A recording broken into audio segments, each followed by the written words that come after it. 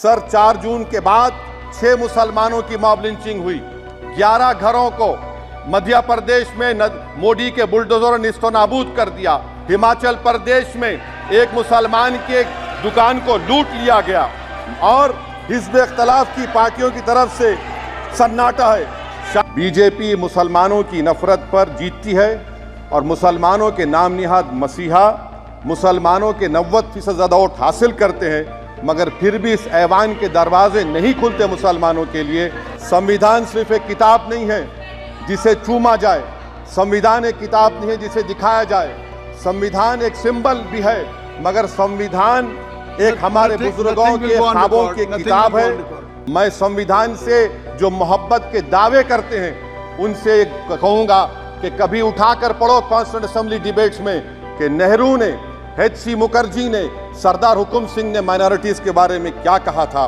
Sir, वतन अजीज का मुस्तकबिल कैसा होगा जब बीजेपी मुझे गायब करना चाहती है और दीगर हिज़्ब इख्तिलाफ की पार्टियां के लिए मेरा वजूद सिर्फ वोट डालना और अपनी खबर में जाकर सो जाना है। CSDS का डेटा ये बताता है कि इस मुल्क में जो वोट बैंक है, जो एक मुश्त वोट डालता है वो अपर कास्ट का है। मुसलमान का कभी ना वोट बैंक था ना कभी रहेगा।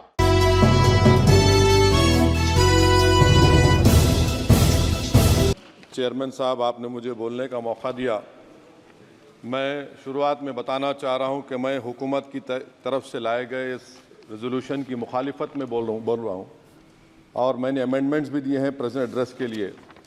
और चेयरमैन साहब, आप उर्दू को जानते हैं। किसी एक शायर ने शायद बरसर इख्तिदार जमात के लिए ये शेर कहा होगा कि उसूल बेचकर मसनद ख़रीदने वालों, निगाह अहले वफ़ा में बहुत हक़ीर हो तुम।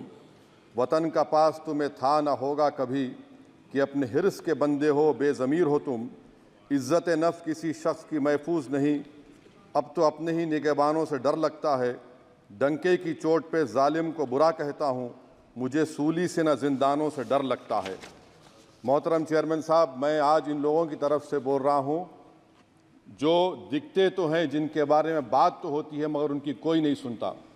मैं उनके बारे में बोल रहा हूँ जिनके बारे में वज़ीर आज़म मोदी ने कहा था कि घुसपैठी है।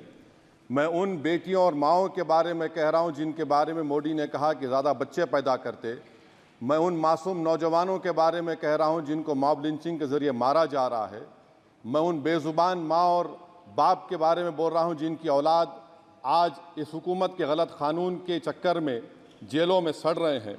सर, मैं दस्तूर जब इस ऐवान में बन रहा था, संविधान बन रहा था, तो उस वक्त अलहदा वोटर लिस्ट और इंतखाबी रिजर्वेशन की बात आई तो उस वक्त के हमारे फाउंडिंग फादर्स ने, हमारे बुजुर्गों ने, दोनों समुदाय के हिंदू और मुसलमानों ने फैसला किया कि हम इस पर राज़ी नहीं होंगे। बल्कि उन्होंने क्या कहा था हमारे फाउंडिंग फादर्स ने, उन्होंने मुखालिफत की थी अलहदा वोटर लिस्ट की और इंतखाबी रिजर्वेशन की। उन्होंने कहा था, I quote sir, it is the duty of majority community to ensure that minorities are elected in the representative numbers. BJP मुसलमानों की नफरत पर जीतती है और मुसलमानों के नाम निहाद मसीहा मुसलमानों के 90% ज़्यादा वोट हासिल करते हैं, मगर फिर भी इस ऐवान के दरवाजे नहीं खुलते मुसलमानों के लिए और सिर्फ 4% मुसलमान जीत कर आते हैं। सर, संविधान सिर्फ एक किताब नहीं है जिसे चूमा जाए, संविधान एक किताब नहीं है जिसे दिखाया जाए, संविधान एक सिंबल भी है, मगर संविधान एक हमारे बुजुर्गों के ख्वाबों की किताब है। हमारे जमहूरियत को हमारे बुजुर्गों ने इस तरह समझा, हमारे फाउंडिंग फादर्स ने इस तरह जमहूरियत को समझा कि इसमें हर समुदाय और मजहब और समाज के मानने वाले लोगों की राय को शामिल किया जाएगा इस मुल्क को चलाने के लिए, मगर इस ऐवान में सिर्फ 4% मुसलमान जीत कर आते हैं। मैं संविधान से जो मोहब्बत के दावे करते हैं उनसे कहूँगा कि कभी उठाकर पढ़ो कॉन्स्टिट्यूएंट असेंबली डिबेट्स में कि नेहरू ने, HC मुखर्जी ने, सरदार हुकुम सिंह ने माइनॉरिटीज़ के बारे में क्या कहा था। सर, वतन अजीज का मुस्तकबिल कैसा होगा जब बीजेपी मुझे गायब करना चाहती है और दीगर हिज़्ब इख्तिलाफ की पार्टियां के लिए मेरा वजूद सिर्फ वोट डालना और अपनी खबर में जाकर सो जाना है। इसीलिए आप देखते हैं कि ये समाजी इंसाफ है सर कि 4% मुसलमान जीत कर आते हैं। सर, इस ऐवान में OBC समाज के MP अब अपर कास्ट के MP के बराबर हो चुके हैं। ओबीसी समाज के एमपी अब अपर कास्ट एमपी के बराबर हो चुके हैं और 14% मुसलमान सिर्फ 4% जीत कर आते हैं। सीएसडीएस का डेटा यह बताता है कि इस मुल्क में जो वोट बैंक है, जो एक मुश्त वोट डालता है, वो अपर कास्ट का है। मुसलमान का कभी ना वोट बैंक था ना कभी रहेगा। सर, 4 जून के बाद 6 मुसलमानों की मॉब लिंचिंग हुई। 11 घरों को मध्य प्रदेश में मोदी के बुलडोजर ने निस्तो नाबूद कर दिया। हिमाचल प्रदेश में एक मुसलमान के दुकान को लूट लिया गया और हिज़्ब इख्तिलाफ की पार्टियों की तरफ से सन्नाटा है। शायद अब वक्त आ चुका है कि लफ्ज मुसलमान का नाम लेना भी अब उस पर पाबंदी आयद कर दी जाएगी।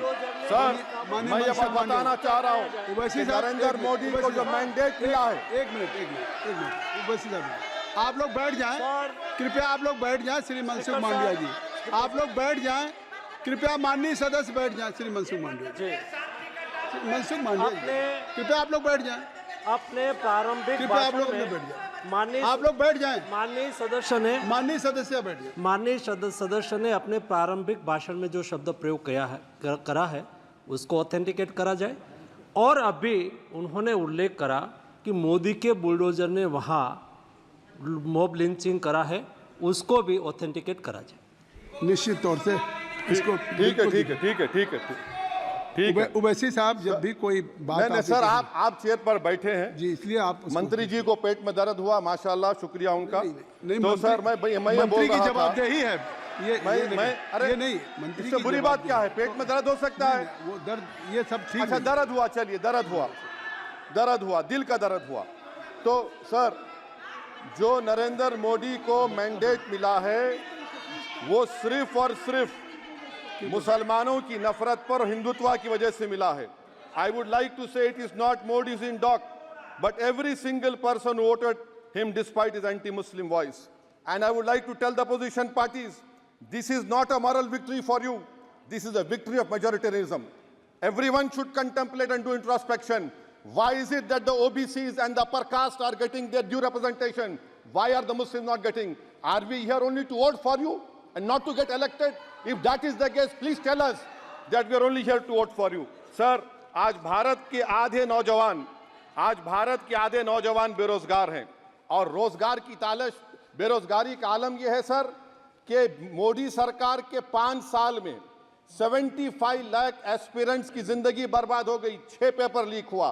बेरोजगारी का आलम यह है सर कि रशिया जा रहे हैं, वहां जाकर अपनी जानों को दे रहे हैं। बेरोजगारी का आलम यह है कि नरेंद्र मोदी रोजगार का कैंप चलाती है नौजवानों के लिए कि तुम इजराइल में जाकर काम करो, उनको कैनन फॉडर बना रही है ताकि फलस्तीनियों की जायदादों को हड़प कर सके। ये भी कंक्लूड कर। अरे सर, मेरा टाइम है। कहाँ टाइम है सर? आप ये टाइम ले लिए मेरा। सर, मैं 2 मिनट दीजिए। ये विश्वगुरु की पॉलिसी है। इजराइल को 27 टन हथियार जा रहा है। 9 मिलियन भारत के लोग गल्फ में काम करते हैं, क्या असर पड़ेगा? 47,000 इजरायली फलस्तीनी मार चुके हैं। क्या है हमारी पॉलिसी सर? क्यों हथियार दे रहे हैं सर? नस्लकशी हो रही है। सदर जमहूरिया के खुतबे में राष्ट्रपति के सर, मैं उसी पे बोल रहा हूं सर, उसमें लिखा हुआ है फॉरेन पॉलिसी के ऊपर, आप पैराग्राफ नंबर 25 देख लीजिए। सदर जमहूरिया में सैचुरेशन अप्रोच है। क्यों नहीं मोदी सरकार माइनॉरिटीज को तीनों स्कॉलरशिप को डिमांड करती है सर? उसका आपने बजट कम कर दिया। सर, बनारस का बुनकर 18 महीने से मंडी का शिकार है, सूरत और बेंगलुरु जा रहा है। सर, आखिरी बात कंक्लूड कर रहा हूं, आखिरी बात सर, पनून केस में निखिल गुप्ता, मोदी ने कहा था कि हम घर में घुसकर मारा, तो निखिल गुप्ता को किसने ऑर्डर दिया था पनून को मारने का? अगर नहीं दिया तो उसको बचाइए, और अगर दिया नहीं तो फिर उस पर पीएमएलए क्यों नहीं लगाकर? सर समाप्त करो। कमेटी बनाई आपने, उसका क्या हुआ? सर, हम एससीओ को नहीं जा रहे। सर, मैं आपको बता रहा हूं कि मैं अपनी इस तकरीर को टीपू सुल्तान की नजर, सुनिए सर, अब हो गया, खत्म कर रहा हूं सर। मैं अपनी तकरीर को टीपू सुल्तान के नजर कर रहा हूं। ये टीपू सुल्तान की फोटो है, क्या आप इससे भी नफरत करेंगे? सर, ये संविधान में टीपू सुल्तान की फोटो है जिस पर वल्लभ भाई पटेल ने साइन किया, श्यामा प्रसाद मुखर्जी ने साइन किया। ये आपकी नफरत है सर। आखिर में मैं अपनी बात को खत्म कर रहा हूं इस शेर पर कि क्या दिन दिखा रही है सियासत की धूप छांव। जो कल सपूत थे वो कपूतों में आ गए थे, इस कदर अजीम के पैरों में ताज थे, इतने हुए जलील के जूतों में आ गए। बहुत बहुत शुक्रिया। खबरों से जुड़े रहने के लिए सब्सक्राइब करें हमारा चैनल इंडिया जंक्शन।